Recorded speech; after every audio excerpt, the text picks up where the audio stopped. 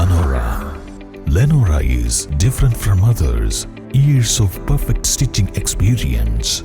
Lenora, linen, cotton cloth and stitching. കഴിഞ്ഞ 9 വർഷം നിലമ്പൂരിന്റെ വികസനം മുടക്കിയവരുടെ വാഗ്ദാനം ജനങ്ങൾ വിശ്വസിക്കില്ലെന്ന് മുസ്ലിം ലീഗ് സംസ്ഥാന ജനറൽ സെക്രട്ടറി PMA സലാം.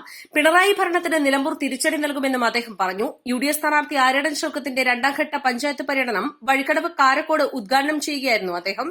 കഴിഞ്ഞ 9 വർഷം നിലമ്പൂർ ഉൾപ്പെടെ ജില്ലയുടെ വികസനം മുടക്കിയ സർക്കാരിലെ മന്ത്രിമാർ തെരഞ്ഞെടുപ്പ് സമയത്ത് എന്ത് വാഗ്ദാനം നൽകിയാലും ജനം വിശ്വസിക്കില്ല. കേരളത്തിലുടനീളം സർക്കാരിനെതിരെയുള്ള തരംഗം നിലനിൽക്കുകയാണ്. UDF സ്ഥാനാർത്ഥി ആര്യടൻ ഷൌക്കത്ത് വൻ ഭൂരിപക്ഷത്തിൽ വിജയിക്കും. UDF വികസനമാണ് ചർച്ച ചെയ്യാൻ ആഗ്രഹിക്കുന്നത്. എന്നാൽ വികസനം ചർച്ച ചെയ്താൽ LDF ജനങ്ങളിൽ നിന്നും ഒറ്റപ്പെടും.